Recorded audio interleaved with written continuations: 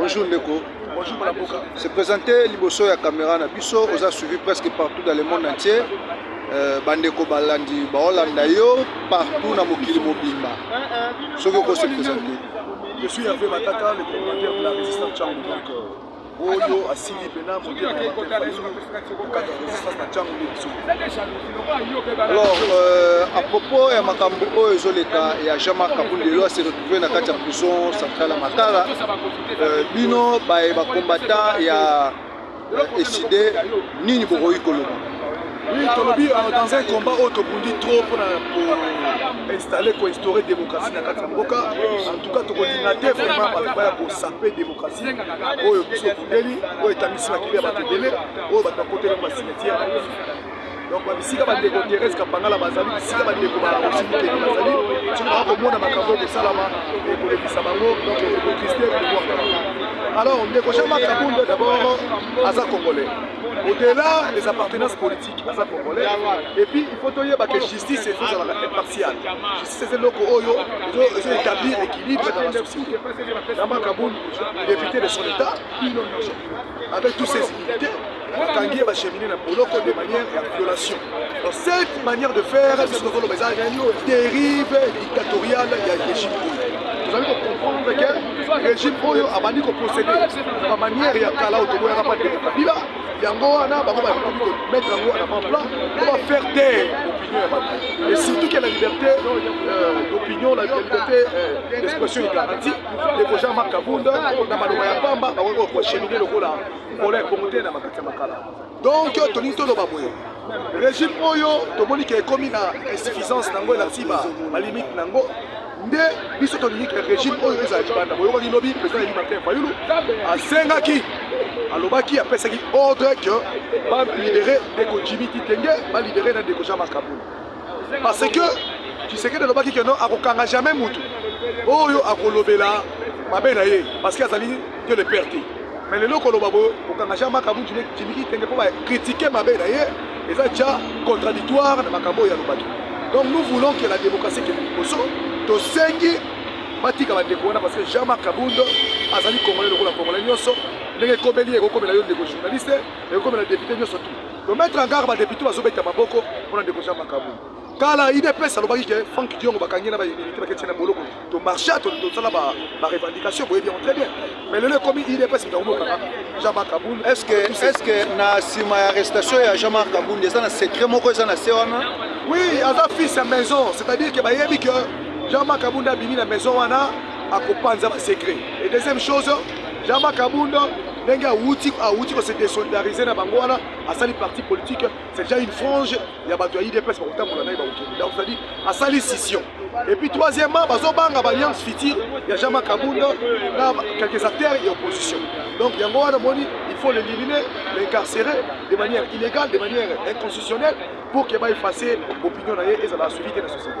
Alors pour ba député mususu ba collègue ne ba député o ba sepeli na moment oyo muninga na bango Jean-Marc Kabundelo Ndeko Jean-Marc Kabundelo asa président national ya parti na ye lelo asa na kati ya prison centrale ya Makala ba député mususu bazana esengo peut-être que bino ba congolais pe bokolo banini na actuel na ko yebisa bandeko député wana d'abord za parlement mo biso ko tango ko parlement parce que parlement na d'abord ba méritocratie ezala ba méritati Banoma va te nommer et puis il va y avoir une conscience dans le régime actuel.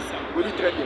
Donc, parlement, on a besoin de maintenant, il banga les huiles qui n'ont pas de tchakou pour se gâter. Donc, les loges Jean-Marc Kabundelo, parce qu'il y a déjà, et le Corana est déjà autobé la jurisprudence pour vous. L'obito lobby kuna bakanga mususu il y aura pas moyen de déclarer. Les députés, il faut défendre autobengi ba valeur. Donc les députés dans le moment où ils ont congolais parce que vous êtes député, lobby paye au la viol, au la boy, au la boy, au Congo, au sein, pas côté là. Donc les loboyés, pendant déjà votre position, parce que ça sort dans le député.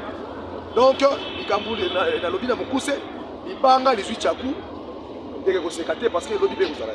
Mais tu as qu'il Kambo état de droit, na monoko, tout ça. Mais tout le monde face à même Jean-Marc Kabundelo, les autres collègues, les journalistes, les perdants qui ont matériel, les policiers qui ont pété, donc, est-ce que tu as des droits de wana d'abord na rebiso d'abord eza ba signe oyo anosaka shit ya régime eza ba signe oyo anosaka dictature d'abord somoni leader politique ya commencer la dictature oyeba keno akomi na suka donc à répondre batante ya population te il doit implanter ou instaurer la dictature pour que acha andimisa bato na makasi ndeko nanga makambo wana kosala wana ndeko Eliezer alobaka na TV oyeba na époque Kabila bakanga bayiba caméra babeta eza ba manière ndenge moko omoni yango tolobaki que régime ya ndeko Tshilombo ezali lokola ezali lipasa ya régime ya Kabila oyo tokoloba lisusu très bien régime ya Tshilombo oyo président Eli Martin Fayulu alobaki ezali le système reste le même, c'est-à-dire ils n'ont qu'à changer les noms, pas changer papillon, mais le système est tel qu'un ramboko. Donc ezali second process. Alors le système on est qu'à changer comment? Il faut tout instaurer ma valeur. Il nous faut d'abord un président où ça jonché rempli de ma valeur. D'abord où Aroya azali na moral moko ya malamu où aye pour éduquer peuple, où aye pour côté sa nouveauté dans la population, on doit changer. Deuxièmement, nous devons changer de classe politique. On dit que surtout les Kabilo Mobutiste, il faut qu'il y ait nos vacances. Parce que vraiment une ménopause politique. Nous avons une insuffisance déjà sur l'axi pour bango et l'axi qui a un changement. Il faut voir un sika. Il faut partout les jeunes qui ont conscience élevée. On a un souci armé.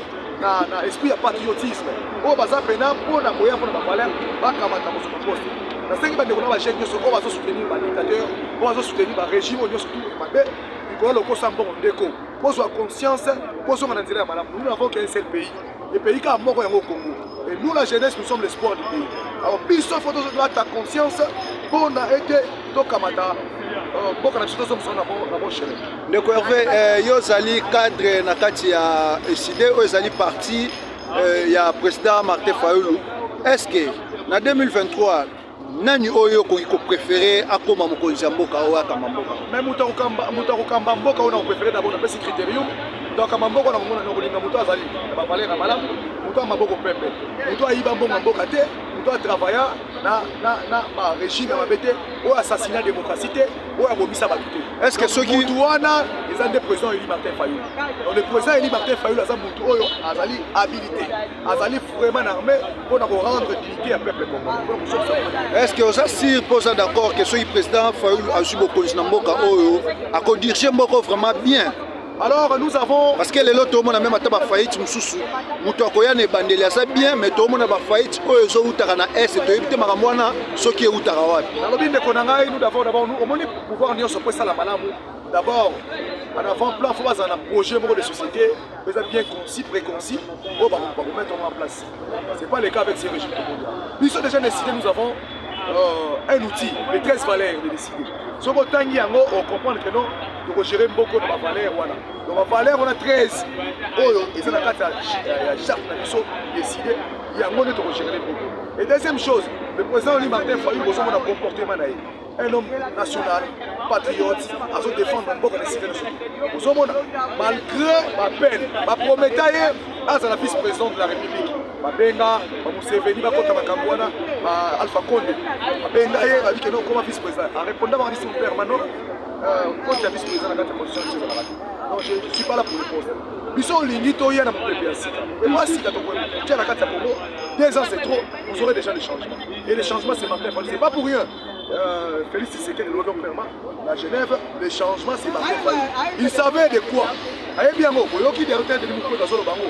Boyoki fait Kagame à l'Obarango, s'il y a un policier en Afrique, les policiers, c'est Martin Fayulu. Donc, dès aux alliés, aux policiers, il faut photobattre. À ça, patrimoine, il faut photobattre, la peine pour y aller, pour le changement de la carte à Congo.